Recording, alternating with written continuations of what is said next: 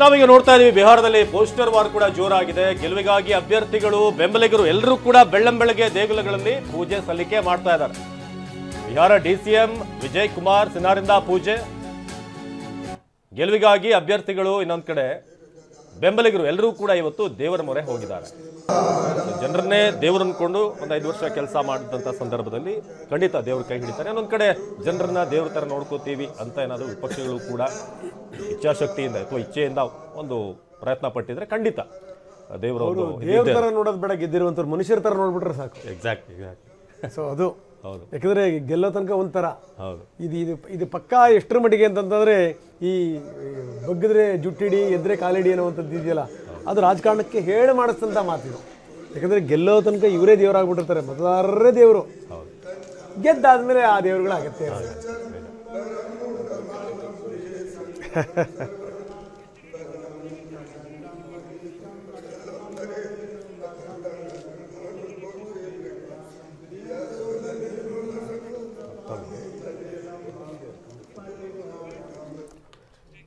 ಬನ್ನಿ, ನಮ್ಮ ಜೊತೆಗೆ ಜಾಯ್ನ್ ಆಗ್ತಾ ಇದ್ದಾರೆ MB ಬರಂಕಲ್, ರಾಜಕೀಯ ವಿಶ್ಲೇಷಕರು. ನಮ್ಮ ಜೊತೆಗೆ ಇನ್ನು ಸ್ವಲ್ಪ ಹೊತ್ತಿಗೆ ಜಾಯ್ನ್ ಆಗ್ತಾರೆ ನಿಕೇತ್ ರಾಜ್ ಮೌರ್ಯ, ಕಾಂಗ್ರೆಸ್ ವಕ್ತಾರರು ನಮ್ಮ ಜೊತೆಗಿದ್ದಾರೆ. ಸುರಭಿ ಹೊದಿಗೆರೆ, BJP ವಕ್ತಾರರು ನಮ್ಮ ಜೊತೆಗಿದ್ದಾರೆ. ರಿಷಿಕೇಶ್ ಬಾದೂರ್, ಹಿರಿಯ ಪತ್ರಕರ್ತರು ನಮ್ಮ ಜೊತೆಗೆ ಜಾಯ್ನ್ ಆಗ್ತಾ ಇದ್ದಾರೆ. ಗಂಗಾಧರ ಮೂರ್ತಿ, JDS ವಕ್ತಾರರು ಇನ್ನು ಸ್ವಲ್ಪ ಹೊತ್ತಿಗೆ ನಮ್ಮ ಜೊತೆಗೆ ಜಾಯ್ನ್ ಆಗ್ತಾ ಇದ್ದಾರೆ. ಎಲ್ಲರ ಜೊತೆಗೆ ನಾವು ಚರ್ಚೆ ಮಾಡ್ತೀವಿ. ಒಂದು ಸಂಗತಿನ ಗಮನದಲ್ಲಿಟ್ಟು ನೋಡಬೇಕು, 2014ರಿಂದ ಇಲ್ಲಿ ತನಕ NDA ಹಾಕುವಂಥ ಎಫರ್ಟ್, ಮಾಡ್ತಿರುವಂಥ ಪ್ರಯತ್ನ ಬಹುಶಃ ಏನು ಅಂತಂದರೆ ಇವರು ಇರೋದೇ ಈ ಚುನಾವಣೆ ಎದುರಿಸೋಕ್ಕೆ, ಚುನಾವಣೆ ತಂತ್ರಗಾರಿಕೆ ಹೂಡೋಕ್ಕೆ ಅನ್ನುವಷ್ಟರ ಮಟ್ಟಿಗೆ ಸಣ್ಣ ಪುಟ್ಟ ಚುನಾವಣೆಯನ್ನು ಕೂಡ ಕಡೆಗಣಿಸದೇ ಮಾಡ್ಕೊಂಬರ್ತಿರುವಂಥ NDA ಒಂದು ಕಡೆಗೆ. ಈ ಬಾರಿ ನೋಡ್ತಾ ಇರಿ, NDAಗೆ ಸಡ್ಡು ಹೊಡಿತೀವಿ ಅಂತ ನಿಂತಿರುವಂಥ ಮಹಾಗಠಬಂಧನ್. ಸೊ ಇದರಲ್ಲಿ ಯಾರಿಗೆ ಗೆಲುವು ಅನ್ನುವಂಥದ್ದು ವೆರಿ ಇಂಪಾರ್ಟೆಂಟ್ ಸಂಗತಿ. ನಮ್ಮ ಜೊತೆಗೆ ಸುರಭಿ ಇದ್ದಾರೆ, ನಿಕೇತ್ ರಾಜ್ ಇದ್ದಾರೆ, ಜೊತೆಗೆ ರಿಷಿಕೇಶ್ ಬಾದೂರ್ ಹಿರಿಯ ಪತ್ರಕರ್ತರಿದ್ದಾರೆ. ರಿಷಿಕೇಶಿಂದಲೇ ನಾನು ಶುರು ಮಾಡ್ತಾ ಇದ್ದೀನಿ. ಅದಕ್ಕಿಂತ ಮೊದಲು ಪ್ರಮೋದ್ ಶಾಸ್ತ್ರಿ ನಮ್ಮ ಜೊತೆಗೆ ಈಗ ನೇರ ಸಂಪರ್ಕದಲ್ಲಿದ್ದಾರೆ. ಪ್ರಮೋದ್, ಭಾಳ ಗಮನಿಸಬೇಕಾದಂಥ ಸಂಗತಿ ನಾವು ಮಾತಾಡ್ತಾ ಇದ್ವಿ. ನಮ್ಮ ಜೊತೆಗೆ ರಾಜಕೀಯ ವಕ್ತಾರರು ಕೂಡ ಇದ್ದಾರೆ. ನೋಡಿ, 20 ವರ್ಷದಿಂದ ಒಂದೇ ಆಡಳಿತವನ್ನು ನೋಡಿದೆ, ಒಬ್ಬನೇ ಮುಖ್ಯಮಂತ್ರಿಯನ್ನು ನೋಡಿರುವಂಥ ರಾಜ್ಯ. ಆದರೆ ಈ ಬಾರಿನೂ ಕೂಡ ಏನು ಭಯಂಕರ ಬದಲಾವಣೆ ಆಗುತ್ತೆ ಅನ್ನುವಂಥ ಲಕ್ಷಣಗಳು ಆರಂಭದಲ್ಲಿ ಕಾಣ್ತಾ ಇಲ್ಲ. ಆದರೆ ಒಳಗಡೆಗೆ ಏನಿದೆಯೋ ರಹಸ್ಯ ಗೊತ್ತಿಲ್ಲ. ಯಾಕಂದರೆ ಎಕ್ಸಿಟ್ ಪೋಲ್ಗಳು ಎಕ್ಸಾಕ್ಟ್ ಪೋಲ್ಗಳಲ್ಲ ಅನ್ನುವಂಥ ಸಾಬೀತಾಗಿದೆ. ಆದರೆ ಇವತ್ತು ಬರುವಂಥದ್ದು ಇದೆಯಲ್ಲ ರಿಸಲ್ಟ್, ಅದು ಎಕ್ಸಾಕ್ಟ್ನೇ, ಅದ್ರಲ್ಲಿ ಯಾವುದೇ ಡೌಟ್ ಇಲ್ಲ. ನೀವಾಗಲೇ ತೋರಿಸ್ತಾ ಇದ್ರಿ, ಟೈಗರ್ ಅಭಿ ಜಿಂದಾ ಹೇ ಅಂತ ಹೇಳುವಂಥ ಪ್ರಯತ್ನವನ್ನು JDU ಕಾರ್ಯಕರ್ತರು ಮಾಡ್ತಾ ಇದ್ದಾರೆ. ಜೊತೆಗಿನೊಂದರಿಗಾಗಲೇ ಸಿಹಿ ಕೂಡ ರೆಡಿ ಆಗ್ತಾ ಇದೆ. ಯಾರಿಗೆ ಸಿಹಿ ಅನ್ನುವಂಥದ್ದೊಂದು ದೊಡ್ಡ ಪ್ರಶ್ನೆ. ಅಲ್ಲೇ ಇದ್ದೀರಿ, ಈ ಕೌಂಟಿಂಗ್ ಕೇಂದ್ರದ ಮುಂಭಾಗದಲ್ಲಿ ಇದ್ದೀರಿ. ಒಬ್ಬರ ಅಲ್ಲಿನ ಸ್ಥಿತಿಗತಿಗಳೇನು ಪ್ರಮೋದ್? ರಂಗನಾಥ್, ಇಲ್ಲಿ ವರದಿ ಮಾಡ್ತಾ ಇರುವಂಥ ಸಂದರ್ಭದಲ್ಲಿ ಕೆಲ ನಾಯಕರನ್ನ, JDU ನಾಯಕರನ್ನು ಮಾತಾಡಿಸ್ತೀವಿ, ಅದರ ಜೊತೆಗೆ RJD ಕಾರ್ಯಕರ್ತರನ್ನು ಮಾತಾಡ್ತಂಥ ಸಂದರ್ಭದಲ್ಲಿ ಎಕ್ಸಿಟ್ ಪೋಲ್ಗಳ ಬಗ್ಗೆ ಬಿಹಾರದ ನಾಯಕರ, ಬಿಹಾರದ ಕಾರ್ಯಕರ್ತರ ಅಥವಾ ಬಿಹಾರದ ಕಟ್ಟಕಡೆಯ ವ್ಯಕ್ತಿಯ ಒಂದು ಅಭಿಪ್ರಾಯ ಹೇಗಿತ್ತು ಅಂದರೆ, ಇದು ಒಂದು ರೀತಿ ಕೂಗುಮಾರಿ ಅರೆ ಸತ್ಯ ಅನ್ನೋ ರೀತಿ ಮಾತನಾಡಿದ್ದಾರೆ. ಅಂದರೆ ಹೌದು, ಅರೆ ಸತ್ಯ, ಇದು ಪೂರ್ತಿ ಸತ್ಯ ಅಲ್ಲ. ಯಾಕಂದರೆ ಪ್ರಜಾಪ್ರಭುತ್ವ ಸಾಕಷ್ಟು ಬೆರಗುಗಳನ್ನು, ಅಚ್ಚರಿಗಳನ್ನು ನೀಡಿದೆ. ಹೀಗಾಗಿ ನಾವು ಕೊನೆ ತನಕ ವೇಟ್ ಮಾಡ್ತೀವಿ ಅನ್ನುವಂಥ ವಿಶ್ವಾಸವನ್ನು ಇಬ್ಬರು, ಅಂದರೆ JDU ಕಾರ್ಯಕರ್ತರು ಅತಿಯಾಗಿ ಸೆಲೆಬ್ರೇಷನ್ ಏನು ಮಾಡ್ತಾ ಇಲ್ಲ. ಈಗಾಗಲೇ ಎಕ್ಸಿಟ್ ಪೋಲ್ಗಳು ಬಂದ್ಬಿಟ್ಟಿದೆ, ನಾವು ಅಧಿಕಾರಕ್ಕೆ ಬರ್ತೀವಿ ಅಂತ ಹೇಳಿದ್ದಾರೆ, 140 ಸೀಟ್ ಬರುತ್ತೆ ಅಂತ ಹೇಳಿದ್ದಾರೆ. ಹಾಗಂತ ಸಂಭ್ರಮ ತುಂಬ ಜೋರಾಗಿಲ್ಲ, ಎಲ್ಲ ತಯಾರಿ ಅಂತೂ ಮಾಡ್ಕೊಂಡಿದ್ದಾರೆ. ಕಾರ್ಯಕರ್ತರು ಸಹಜವಾಗಿ ವಿಶ್ವಾಸದಲ್ಲಿದ್ದಾರೆ. ಅಟ್ ದ ಸೇಮ್ ಟೈಮ್ RJDಲಿ ಮನೋಬಲ ಸ್ವಲ್ಪ ಕಡಿಮೆ ಇದೆ. ಆದರೆ ಅವರೆಲ್ಲರೂ ಕೂಡ ಒಂದು ನಿರೀಕ್ಷೆ ಮಾಡ್ತಾ ಇರುವಂಥದ್ದು, ಕಳೆದ ಬಾರಿ ನೆಕ್ ಟು ನೆಕ್ ಆಗಿತ್ತು, ಈ ಬಾರಿ ಕೂಡ ಅಂಥದ್ದೇ ಒಂದು ಸನ್ನಿವೇಶ ಬರುತ್ತೆ. ಅದರಲ್ಲೂ ಕೂಡ ಹಬ್ಬ ಅಂದರೆ 1ರಿಂದ 2% ಅಷ್ಟು ವ್ಯತ್ಯಾಸ ಆಗ್ಬೋದು ಅನ್ನೋಂಥದ್ದು ಕೂಡ ಇದೆ.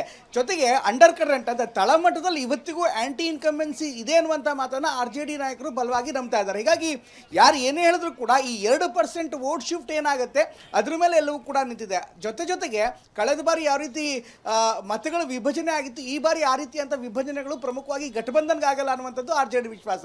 At the same time JDU ಕೂಡ ಈಗಾಗಲೇ LJPಯ ಪಕ್ಷವನ್ನು, ಅಂದರೆ ರಾಮ್ ವಿಲಾಸ್ ಪಾಸ್ವಾನ್ ಅವರ ಪಕ್ಷ ಏನಿದೆ, ಅವರ ಪುತ್ರ ಏನು ಮುನ್ನಡೆಸ್ತಾ ಇದ್ದಾರೆ. ಕಳೆದ ಬಾರಿ ಸಪ್ರೇಟಾಗಿ ನಿಂತಿದ್ರು, ಸುಮಾರು 200ಕ್ಕೂ ಅಧಿಕ ಸೀಟ್ಗಳು ನಿಂತಿದ್ರು. 42 ಸೀಟ್ಗಳಲ್ಲಿ JDUಗೆ ನೇರವಾಗಿ ಡ್ಯಾಮೇಜ್ ಮಾಡಿದರು. ಹೀಗಾಗಿ NDA ಕೂಡ ಒಂದು ವಿಶ್ವಾಸದಲ್ಲಿದೆ, ಆ ಬಾರಿ ಏನು ವಿಘಟನೆ ಆಗಿತ್ತು, ಏನು ತೊಂದರೆ ಆಗಿತ್ತು ಅದೆಲ್ಲವೂ ಕೂಡ ನಿವಾರಣೆ ಆಗುತ್ತೆ. ಇನ್ನೂ ಅಂದರೆ ಕೌಂಟಿಂಗ್ ಬಗ್ಗೆ ಹೇಳೋದಾದರೆ, AN ಕಾಲೇಜ್ ಅನ್ನುವಂಥ ಒಂದು ಕಾಲೇಜ್ ಇದು ರಂಗನಾಥ್, ಇಲ್ಲಿ ಕೌಂಟಿಂಗ್ ನಡೀತಾ ಇದೆ. ಈಗಾಗಲೇ ಭದ್ರತಾ ಪಡೆಗಳನ್ನು ಕೂಡ ನಿಯೋಜನೆ ಮಾಡಲಾಗಿದೆ. ಸುಮಾರು 4300ಕ್ಕೂ ಅಧಿಕ ಟೇಬಲ್ಗಳು ಬಿಹಾರದಾದ್ಯಂತ ಈಗಾಗಲೇ ಕೌಂಟಿಂಗ್ ಮಾಡಲಾಗ್ತಾ ಇದೆ. ಇದ್ರ ಜೊತೆಗೆ ಭದ್ರತಾ ಸಿಬ್ಬಂದಿ ಕೂಡ. ಯಾಕೆಂದರೆ ಇಲ್ಲಿ ಅತ್ಯಂತ ಗಂಭೀರವಾದಂಥ ಪರಿಸ್ಥಿತಿ ಪಾಟ್ನಾದ ಸುತ್ತಮುತ್ತ ಕೂಡ ಇದೆ. ಯಾಕೆಂದರೆ RJD ಕೂಡ ನಿನ್ನೆ ಮಾತಾಡ್ತಾ ನೇರವಾಗಿ ಹೇಳಿದ್ದಾರೆ, ಏನಾದರೂ ಕೂಡ ಅಹಿತಕರ ಘಟನೆ ಆದರೆ ಅದಕ್ಕೆ ಸರ್ಕಾರವೇ ಜವಾಬ್ದಾರಿ ಅಂತ. ಯಾಕೆಂದರೆ ಕೌಂಟಿಂಗಲ್ಲಿ ಏನಾದರೂ ತೊಂದರೆ ಕೊಟ್ಟರೆ ಅಥವಾ ಅದನ್ನು ಮಿಸ್ಕೌಂಟ್ ಮಾಡಿದ್ರೆ ನಾವು ಕೂಡ ಜಾಗೃತರಾಗಿದ್ದೀವಿ ಅಂತ. ಜೊತೆಗೆ ಒಂದು ಪೋಸ್ಟರನ್ನು ಕೂಡ ನಿನ್ನೆ ಹಾಕಿದೆ, ಹಾಗೆ ಪೋಸ್ಟನ್ನು ಕೂಡ ಸೋಷಿಯಲ್ ಮೀಡಿಯಾದಲ್ಲಿದೆ. ಇದು ಬಿಹಾರ, ನಿಮ್ಮ ಆಟ ನಡೆಯಲ್ಲ ಅನ್ನುವಂಥದ್ದನ್ನು ಕೂಡ RJD ಹೇಳ್ತದೆ. ಹೀಗಾಗಿ ಅಷ್ಟು ಸೂಕ್ಷ್ಮ ಇದೆ. ಇದೆಲ್ಲವನ್ನೂ ಕೂಡ ತಡೆಗಟ್ಟೋದಕ್ಕೆ ಹೆಚ್ಚಿನ ಭದ್ರತೆಯನ್ನು ಹಾಕಲಾಗಿದೆ. ರಂಗನಾಥ್, ಪ್ರಮೋದ್ ಹಾಗೆ ಸಂಪರ್ಕದಲ್ಲಿರಿ. ಮುಂದಿನ ಹಂತದಲ್ಲಿ ಇನ್ನಷ್ಟು ಲೈವ್ ರಿಪೋರ್ಟ್ ನಿಮ್ಮಿಂದ ಪಡಿತೀವಿ. ಬಿಹಾರದಲ್ಲಿ ಈ ಬಾರಿ ಮಹಿಳೆಯರ ಮತಗಳೇ ನಿರ್ಣಾಯಕ. ಪುರುಷರ ಮತಗಳಿಗಿಂತ ಮಹಿಳೆಯರ ಮತಗಳೇ ಹೆಚ್ಚು. ಪ್ರತಿ ಬಾರಿ ಕೂಡ ಒಂದು ಇಂಪ್ಯಾಕ್ಟ್ ಕ್ರಿಯೇಟ್ ಮಾಡಿದೆ. ಆದ್ರೆ ಈ ಬಾರಿ ಕೊಟ್ಟಿರುವಂತಹ ಒಂದಷ್ಟು ಗ್ಯಾರಂಟಿಗಳು, ಘೋಷಣೆಗಳನ್ನೇನು ಮಾಡಲಾಗಿದೆ ಅದೆಲ್ಲ ಎಷ್ಟು ಮಟ್ಟಿಗೆ ಪ್ರಭಾವ ಬೀರುತ್ತೆ? ಈ ಬಾರಿ ಬಿಹಾರದಲ್ಲಿ 67.1% ಮತದಾನ ಆಗಿದೆ. ಪ್ರತಿ ಬಾರಿ ಹೆಚ್ಚಿನ ವೋಟಿಂಗ್ ಆದಂತಹ ಸಂದರ್ಭದಲ್ಲಿ ಅದರ ಇಂಪ್ಯಾಕ್ಟ್, ಅದರ ಒಂದು ಅನುಕೂಲ ವಿಪಕ್ಷಗಳಿಗೆ ಹೆಚ್ಚಾಗಿರುವಂಥದ್ದು ನಾವು ಬಿಹಾರದ ಟ್ರ್ಯಾಕ್ ರೆಕಾರ್ಡ್ ಅನ್ನು ನೋಡಿದಂತಹ ಸಂದರ್ಭದಲ್ಲಿ ನಾವು ಅದನ್ನ ಕಂಡಿದ್ದೇವೆ. ಆಮೇಲೆ ಇದೆಲ್ಲದರ ಜೊತೆಗೆ ಏನು ಅಂತಂದ್ರೆ ಈ ಮಹಿಳೆಯರ ಮೇಲೆ ಈಗ ಪುರುಷರ ಪ್ರಭಾವ ಅನ್ನುವಂಥದ್ದು ಕಡಿಮೆ ಆಗಿದೆ.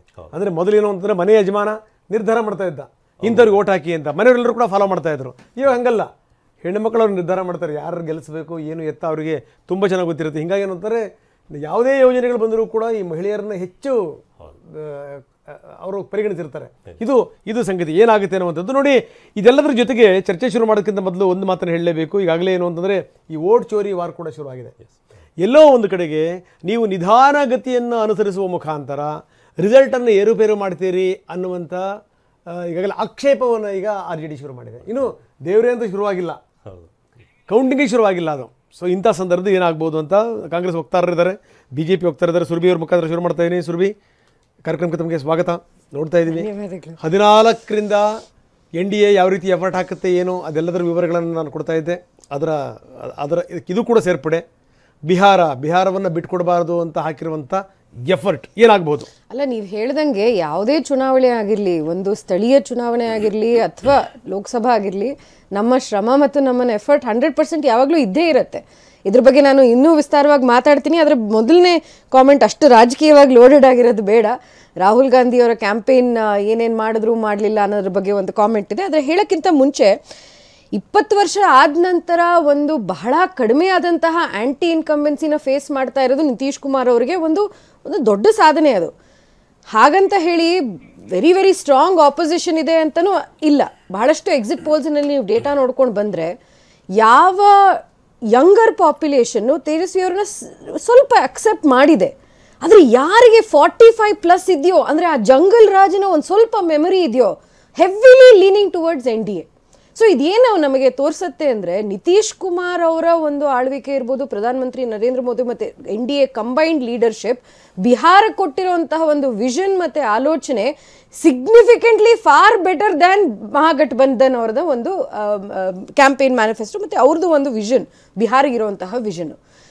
ಜನ್ ಸುರಾಜ್ನ ಒಂದು ಇಂಪ್ಯಾಕ್ಟ್ ಏನಾಗುತ್ತೆ ಆಗಲ್ಲ ಅನ್ನೋದು ನಾವು ಇವತ್ತು ಬಹಳ ಕಾತುರದಿಂದ ನೋಡ್ತಾ ಇರುವಂಥದ್ದು. ಯಾಕೆಂದರೆ ಪ್ರಶಾಂತ್ ಕಿಶೋರ್ ಅಂತ ಹೇಳಿರುವಂತಹ ಐಡಿಯಾಸ್ ಇರ್ಬೋದು, ಸ್ವಲ್ಪ ಜನಕ್ಕೆ ಇಷ್ಟನೇ ಆಗದೆ ಇರುವಂಥದ್ದು. ಡೋಂಟ್ ಇನ್ಫೆಂಟಲೈಸ್, ಅಂದರೆ ನಮ್ಮ ಮಕ್ಳ ಥರ ನೋಡಬೇಡಿ ಈ ಬಿಹಾರನ್ನ, ಈ ಥರ ನಮಗೆ ಕೆಳಮಟ್ಟದಲ್ಲಿ ಆ ಥರ ಮಾತಾಡಬೇಡಿ ನಮ್ಮನ್ನು ಅಂತ ಹೇಳುವಂಥ ಒಂದು ಅಭಿಪ್ರಾಯ ಕೂಡ ಇದೆ. ಬಟ್ ನಮ್ಮ ಅಂಡರ್ಸ್ಟ್ಯಾಂಡಿಂಗಲ್ಲಿ ಏನು ಈ ಒಂದು ಎಕ್ಸಿಟ್ ಪೋಲ್ಸ್ ಬಂದಿರೋದ್ರಲ್ಲಿ ಬಹಳ ಕಡಿಮೆ ಅವ್ರದ್ದು ಇಂಪ್ಯಾಕ್ಟ್ ಇರುತ್ತೆ. ಮತ್ತು ಅವರು NDA ವೋಟಲ್ಲಿ ನೋಡ್ತಾ ಇರೋದು ಹೊರತು they are not taking away from Mahagathbandhan vote. S Surabhi, ಇದ್ರ ಬಗ್ಗೆ ಇನ್ನಷ್ಟು ನಾವು ಚರ್ಚೆ ಮಾಡ್ತೀವಿ, ಇನ್ನಷ್ಟು ಮಾತಾಡೋಣ.